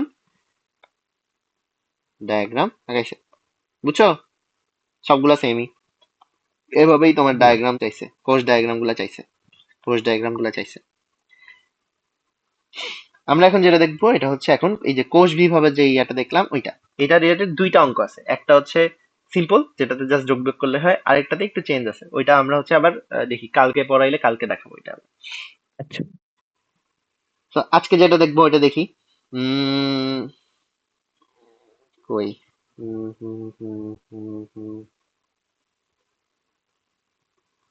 ওকে, দেখো 4.2.3 বের করো বইয়ে তোমার। 4 পয়েন্ট কত ভাই? এই যে দেখো 592 পেজ, 4.2.3 সমস্যা।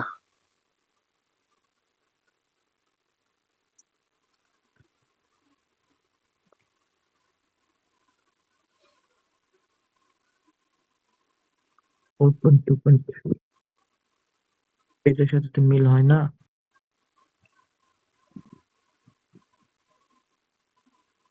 4.121। আচ্ছা সমস্যা নাই, মিল লাগবে না, কনসেপ্ট বুঝলেই হবে। দেখো কি বলছে, নিম্নোক্ত বিক্রিয়াটি স্বতঃস্ফূর্তভাবে ঘটবে কিনা। নতুন একটা জিনিস, and এটা অনেক ইম্পর্টেন্ট।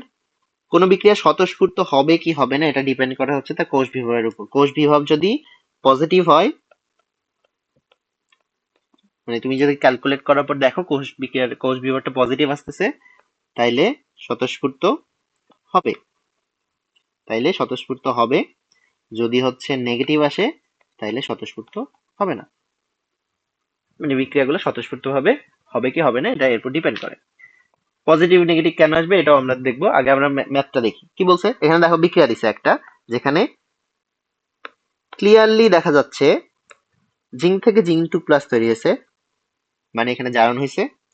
কপার 2+ থেকে কপার তৈরি হয়েছে, মানে এটা বিজারণ হয়েছে। বিক্রিয়াটা তোমাকে দিয়ে দিছে, তোমাকে এখানে কিছু করতে হবে না, তোমাকে জারণ বিজারণ বিক্রিয়া দিয়ে দিছে। তো এখানে জারণ আর বিজারণ কার হচ্ছে বোঝা যাচ্ছে। আর কি দিছে দেখো, দুইজনের একটা বিভব দিছে। এখন দেখো দুইজনের কি দুইজনেরই কি সেম বিভব দেয় নাই? দেখো জিঙ্ক 2+ থেকে জিঙ্ক হইছে, এটা কি বিভব? বিজারণ বিভব। কপার 2+ থেকে কপার হইছে, এটাও বিজারণ বিভব। দুইজনেরই বিজারণ বিভব দেওয়া আছে, কিন্তু আমার কোষ আমরা জানি কি একজনের জারণ বিভব যে অ্যানোডের জারণ বিভব লাগে আর ক্যাথোডের বিজারণ বিভব লাগে, রাইট? তো প্রথম জি ভাই। প্রশ্ন, এখানে অ্যানোড কে ক্যাথোড কে? যার জারণ হয় সে অ্যানোড, এটা হচ্ছে অ্যানোড আর এটা হচ্ছে ক্যাথোড। তো আমার জিঙ্কের জারণ বিভব লাগবে, কপারের বিজারণ বিভব লাগবে। এখন জিঙ্কের জিঙ্কের কি বিভব দেওয়া আছে? বিজারণ বিভব দেওয়া আছে, তাহলে জারণ বিভব কি হবে? পজিটিভ। জি ভাই। কপারের বিজারণটাই দেওয়া আছে, তো ওইটা পজিটিভই থাকবে। 3 4 দুইটা যোগ করলে তুমি পাবা 1 পয়েন্ট এত, and এটা কি আসবে? পজিটিভ। জি। তো পজিটিভ আসার কারণে এটা স্বতঃস্ফূর্ত। এখানে যে এই ফর্মুলাটা লিখছে, আমরা এই ফর্মুলাটা লিখবো না। আমরা কি ফর্মুলা লিখবো? আমরা লিখবো জিঙ্ক থেকে জিঙ্ক 2+ প্লাস কপার থেকে কত, মানে আমরা যেটা দেখছি জারণ বিভব, অ্যানোডের জারণ বিভব প্লাস ক্যাথোডের বিজারণ বিভব, আমরা ওই ফর্মুলাই অ্যাপ্লাই করব। কারণ আমরা কি করছি, আমরা এই জিনিসটাকে চেঞ্জ করে নিছি, আমার জন্য বেশি ইজিয়ার। আমি এই জিনিসটাকেই চেঞ্জ করে লিখছি ই জিঙ্ক থেকে zinc 2+ is equals to 0.76 volt positive দিয়ে এই দুটাকে জাস্ট যোগ করে দিছি। আমার এই ফর্মুলা চেঞ্জ করার কোনো ঝামেলাতেই যাইতে হয়নি। সো ইএমএফ ধনাত্মক আসার কারণে স্বতঃস্ফূর্তভাবে ঘটবে। সামনেগুলা দেখি কি বলছে। এই কোষটার অ্যানোড বিক্রিয়া, ক্যাথোড বিক্রিয়া, সর্বমোট কোষ বিক্রিয়া লিখো। এখানেও দেখো এটা কি আর এটা কি। Fe2+ থেকে Fe3+ হইছে, মানে কি সে কি করছে? ইলেকট্রন কি করছে, মানে এটা বিক্রিয়াটা কি, এখানে কি কিভাবে কি হবে? কোনটা জারণ কোনটা বিজারণ? হ্যালো। বলো, শুনতেছি। কথা শোনা যাচ্ছে না? হ্যাঁ যাচ্ছে, বলো কি হয়েছে? কোনটা জারণ কোনটা বিজারণ? এফি তো জ্বালান হবে, মানে হুম, এটা তো বেশি সক্রিয়তা।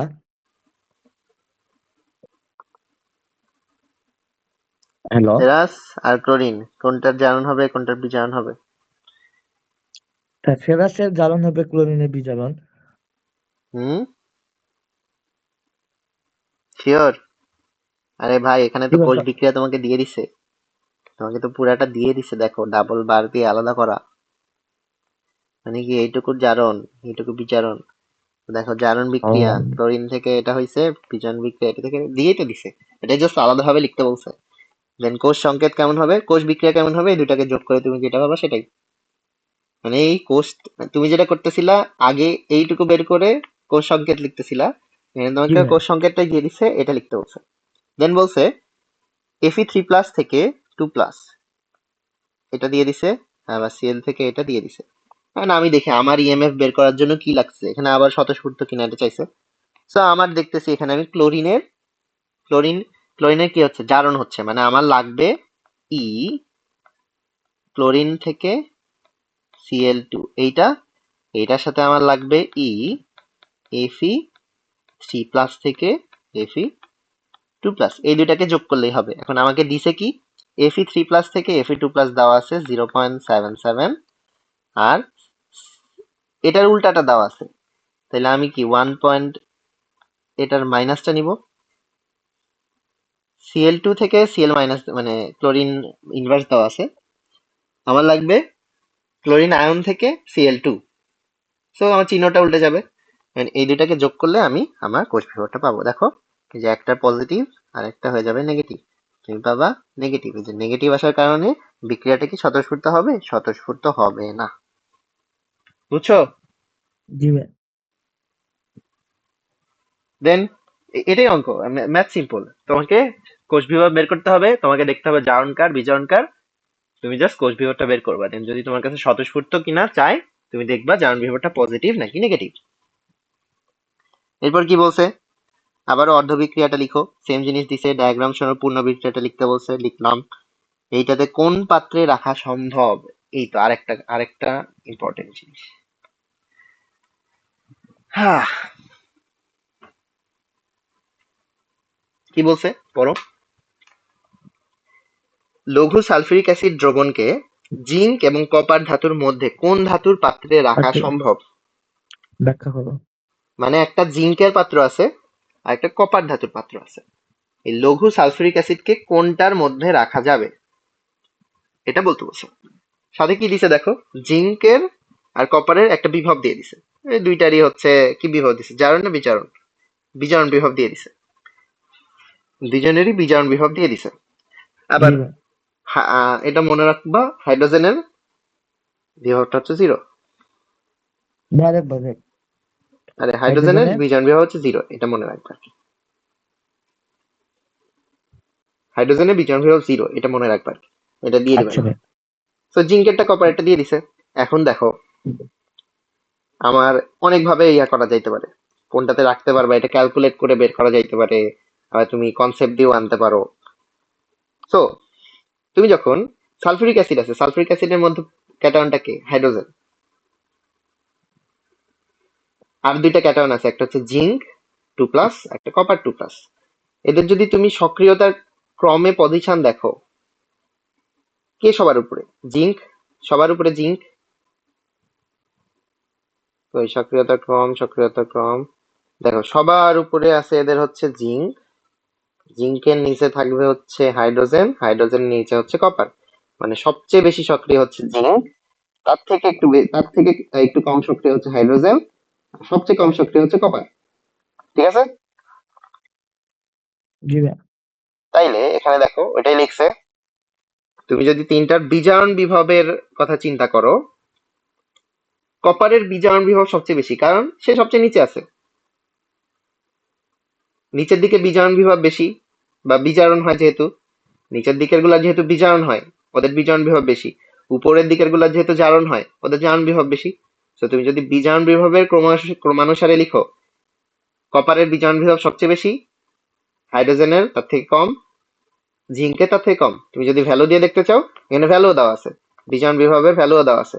কপারের বিজারণ বিভব +0.3, হাইড্রোজেনের 0, আর জিঙ্কের হচ্ছে মাইনাস সামথিং। যে মাইনাসে চলে গেছে, বিজারণ বিভব মাইনাসে যাওয়া মানে কি? সে অ্যাকচুয়ালি জারিত হচ্ছে, মানে এটা বুঝি, মানে সে তার জারণ বিভব অনেক বেশি, সেজন্য মাইনাসে চলে গেছে।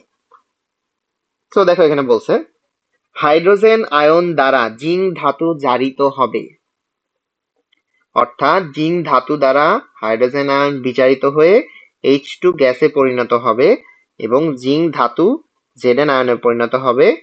তাই জিঙ্ক ধাতুর পাত্রে লঘু সালফিউরিক অ্যাসিড রাখা যাবে না। কিন্তু যখন তুমি কপারের ইয়াতে রাখবা, এখানে জারণ বিজারণ ঘটবে না দেখে তুমি কপারেরটাতে রাখতে পারবা। এটা কি বুঝাইতে চাইছে এখানে? আমরা যদি এই বিক্রিয়াগুলো দেখি, এই যে স্বতঃস্ফূর্ততার একটা জিনিস বলতেছে না এখানে, বিক্রিয়াটা স্বতঃস্ফূর্ত হবে কি হবে না এটা বলতেছে না। এখন এখানে চিন্তা করো, জিঙ্ক আছে আর কপার আছে। জিঙ্ক তো উপরে থাকে, কপার জি নিচে ভাই। থাকে। স্বাভাবিকভাবেই জিঙ্কের জারণ হওয়ার কথা, কপারের বিজারণ হওয়ার কথা। এখানে কি হয়েছে? ওইটাই হয়েছে। জি। কপারেরই বিজারণ হয়েছে, জিঙ্কেরই জারণ হয়েছে। এই কারণে কোষ বিভবটা পজিটিভ আসছে।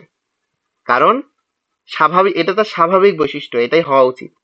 দেখে কি হবে, তার বিক্রিয়াগুলা, তার জারণ বিজারণ বিক্রিয়া স্বতঃস্ফূর্ত ভাবে হইতে পারবে, কারণ তার সক্রিয়তা অনুযায়ী তার জারণ বিজারণ হওয়া উচিত। জিঙ্কের জারণ হওয়া উচিত, কপারের বিজারণ হওয়া উচিত, তাই না? তার সক্রিয়তা তো এটাই বলে, তার সবকিছু এটাই বলে। তো তুমি যখন তাকে এই সেট আপেই দিবা, জিঙ্ককে যখন অ্যানোডে রাখবা, আর কপারকে যখন ক্যাথোডে রাখবা, বিক্রিয়াটা স্বতঃস্ফূর্ত হবে, তুমি পজিটিভ ইএমএফ পাবা, বা তড়িৎ চালক শক্তি, এই ভ্যালুটা পাবা। বুঝছো? পরেরটাতে দেখো কি কি ছিল। এটাতে ছিল ক্লোরিন আর এফি। ক্লোরিন আর এফি এর পজিশন গুলো আমরা একটু দেখি উপরে। এখানে ক্লোরিনেরটা মনে হয় নাই, এখানে শুধু ক্যাটায়ন এরিয়া গুলো থাকার কথা। থামো দেখি। আচ্ছা সমস্যা নেই, ক্লোরিন এটা নাই, এটা ভ্যালু ভ্যালু দিয়ে দিছে। তুমি যদি হচ্ছে এটা এখানে চিন্তা করো, এখানে ছিল জিঙ্ক। তুমি যদি সালফিউরিক অ্যাসিডকে জিঙ্কের পাত্রে রাখো, চিন্তা করো এখন জিঙ্ক আছে আর হাইড্রোজেন আছে ক্যাটায়ন হিসেবে, জারণ হওয়া উচিত কার? জিঙ্কের, কারণ সে উপরে। বিজারণ হওয়া উচিত কার? হাইড্রোজেনের, কারণ সে নিচে। ঠিক না? এটাই তো। কারণ আমরা জানি যে এই যে ব্যাটারিতে জারণ বিজারণ বিক্রিয়া হয়, এখানে কি হয়? জারণে কি হয়?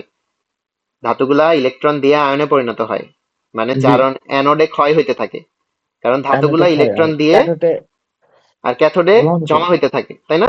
অ্যানোডে ক্ষয় হইতে জি, থাকে আর ক্যাথোডে জমা হইতে থাকে। জমা হইতে থাকে।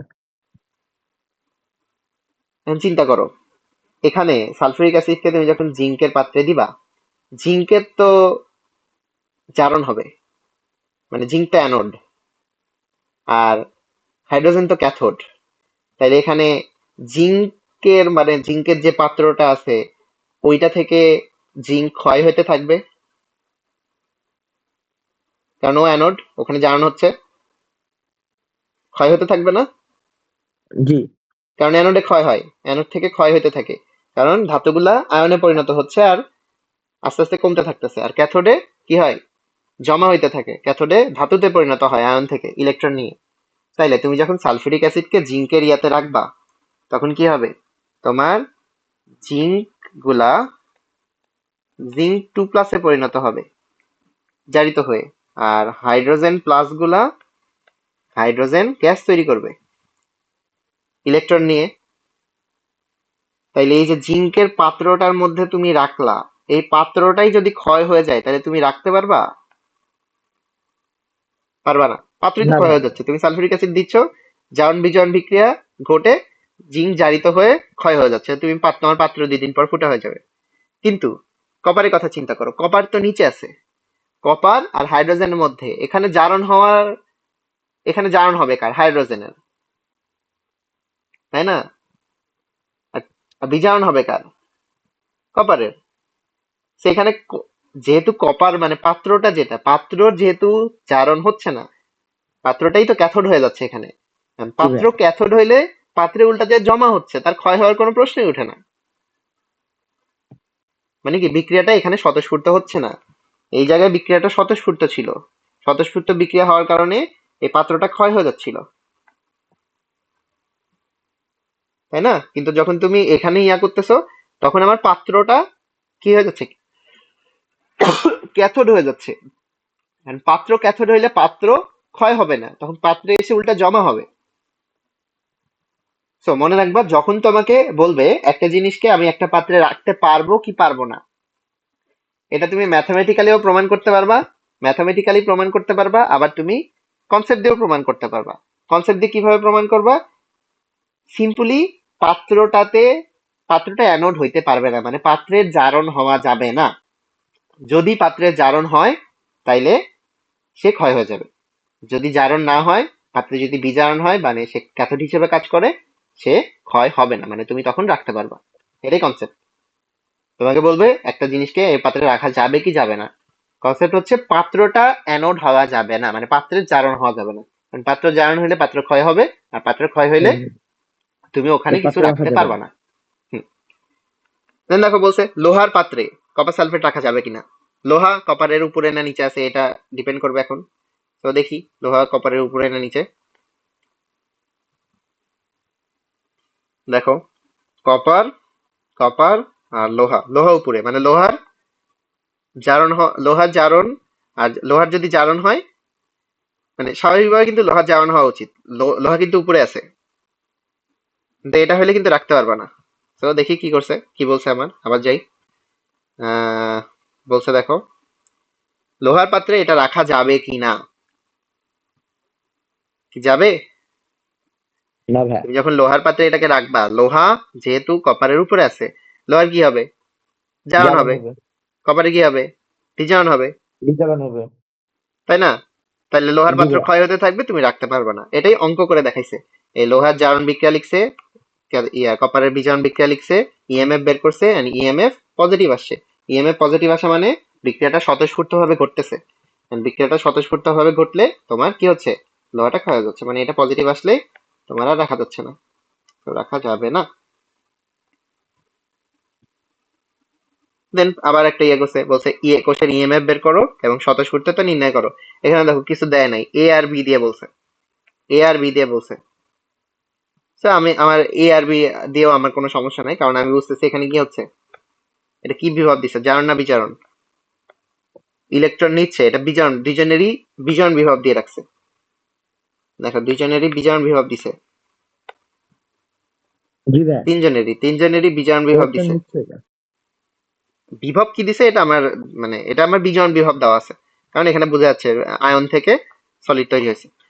সো এখন বলছে ক নাম্বারে উদ্দীপকের 1 এবং 2 নাম্বার অর্ধকোষ সহকারে সৃষ্ট তড়িৎচালক বল মানে এক, আচ্ছা, এরে আর এরে দিয়ে এখন আমার আহ, কোষের এদের এদের দুইজনকে মিলায় যে কোষটা হবে, এদেরকে দিয়ে হচ্ছে আমাকে এখন কি করতে হবে, তড়িৎচালক বলটা বের করতে হবে।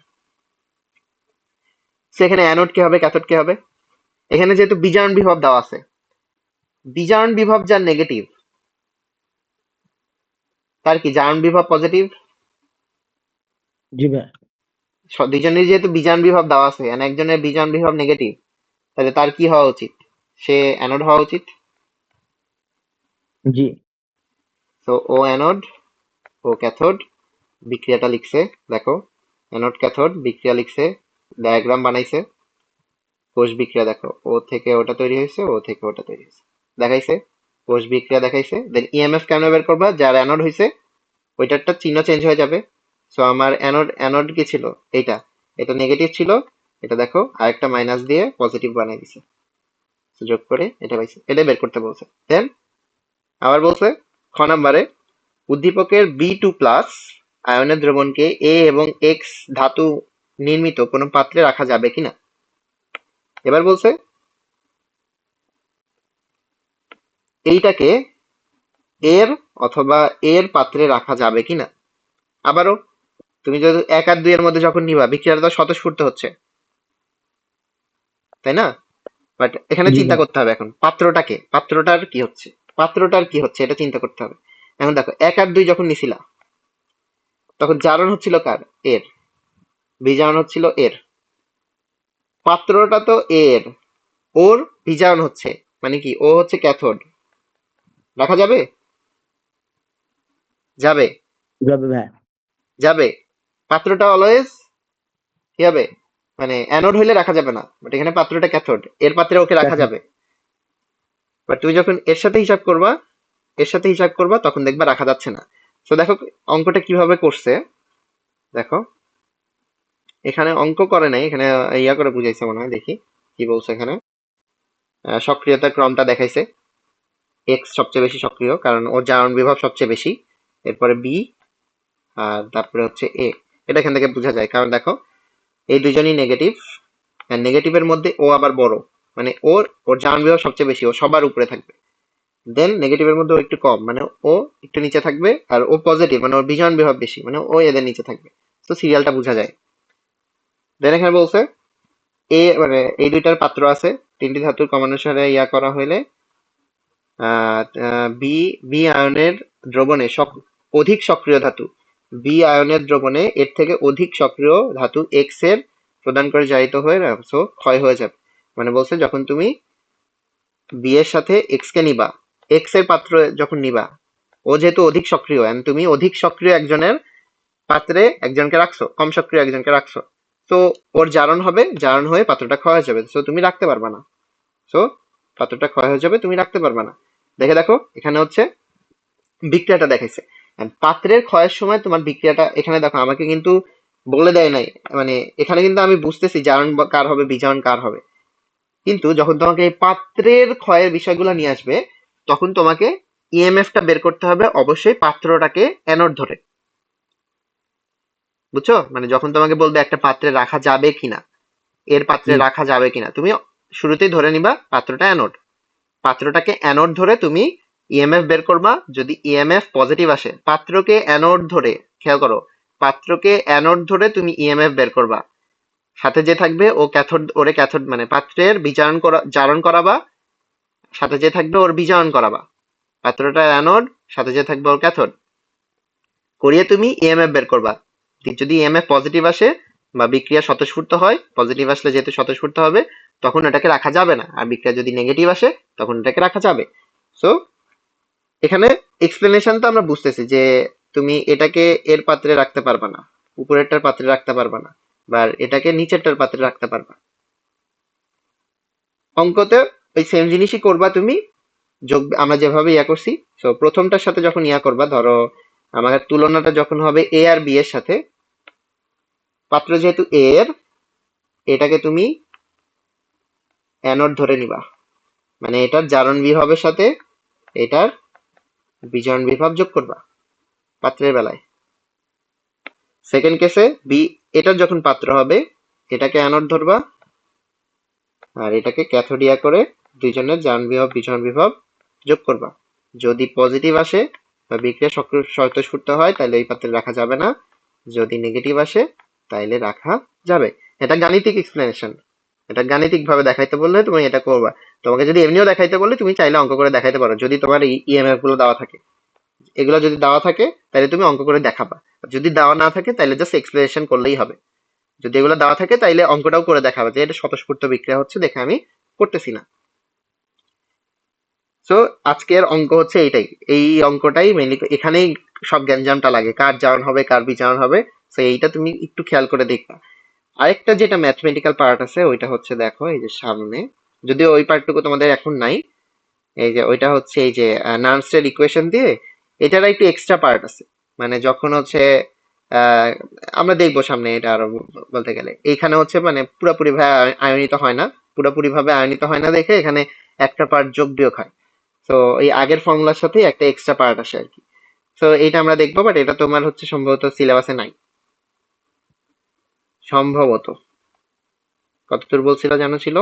আহ রেডক্স এই যে এতদূর পর্যন্ত। সো আমরা মেনলি হচ্ছে এর আগ পর্যন্ত কিছু একটুখানি বাকি আছে। আমরা এই যে এই ম্যাথটা দেখলাম, তোমার কাজ হচ্ছে আজকে যতটুকু দেখছি এটা মোটামুটি একটু দেখা, কারণ এখানে অনেক কনফিউশন লাগে। আমি যতটুকু দেখছি, এই ফর্মুলাতে যে মানুষ কত ভুল করে, মানে কল্পনার বাইরে। তোমার জাস্ট এই একটা ফর্মুলাতে যোগ আর বিয়োগ নিয়ে প্রচন্ড ভুল যায়, অনেক ভুল যায়। কিন্তু একটা ফলো করবো, জাস্ট অ্যানোডের জারণের সাথে ক্যাথোডের বিজারণ বিভব যোগ করতে হবে। এটা মনে রাখবা, আর কিছু লাগবে না তোমাকে, যাই দেওয়া থাকুক তুমি জাস্ট প্লাস মাইনাস চেঞ্জ করে যোগ করে দিবা। আচ্ছা বুঝছো? তিনটা ফর্মুলা মনে রাখতে গেলে গ্যাঞ্জামটা লাগবে, দরকারই নাই। আমরা জাস্ট এই 3 নাম্বার ফর্মুলাটা মনে রাখবো, এটা মনে রাখবো। হ্যাঁ, যাই দেওয়া থাকুক ওইটাকে আমরা এই দুইটাতে কনভার্ট করে যোগ করে দেবো। শেষ, আমার কাহিনী শেষ। And আচ্ছা এখান থেকে তোমার সিকিউতে অনেক ইম্পর্টেন্ট, এই যে পাত্রে রাখা যাবে কি যাবে না, স্বতঃস্ফূর্ত হবে কি হবে না, এই জিনিস মানে হয় ডিরেক্টলি ইএমএফ বের করতে বলবে, নাহলে বলবে স্বতঃস্ফূর্ত কিনা বের করো, স্বতঃস্ফূর্ত কিনা বের করো, এই পাত্রে রাখা যাবে কিনা বের করো। এই অঙ্কই মানে পুরো আসবেই, একটা না একটা থাকবেই দেখবা। মানে এই ব্যাটারি, মানে এখানে মুখস্থ করার জিনিস আছে, এই যে ব্যাটারি ট্যাটারির বিক্রিয়া টিক্রিয়া এগুলা লিখতে দেয়, এই গ্যালভানিক কোষের বিক্রিয়া লিখো, ওই কোষের বিক্রিয়া লিখো, এগুলা মুখস্থ করা লাগে।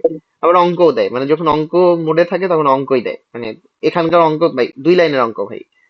তুমি জাস্ট লিখবা এটার অ্যানোডের জারণ হচ্ছে, এটার বিজারণ হচ্ছে, 3 নাম্বার ফ্রি ফ্রি ভাই, লিখতে টাইমও লাগে না, জাস্ট বুঝা লাগবে, কনসেপ্টটা বুঝা লাগে। মানে দেখা যাচ্ছে চ্যাপ্টার 3 এর থেকে এই চ্যাপ্টারটা সহজ, কারণ চ্যাপ্টার 3 তে ওই জারণ বিজারণ যখন তোমাকে সমতা করতে দেয় ওগুলা লিখতেও টাইম লাগে। কিন্তু এই ইএমএফ এর অঙ্কগুলো আবার করতে টাইম লাগে না। তোমাকে জাস্ট বুঝতে হবে জারণ বিভাগের সাথে বিজারণ বিভাগ যোগ করতে হবে, যোগ করে তুমি এটা পাবা, লিখে দিবা পজিটিভ এর সাথে স্বতঃস্ফূর্ত। সো আজকে এতটুকুই, কালকে কি রাতে পড়তে পারবা? জি ভাইয়া, নক দিবনি।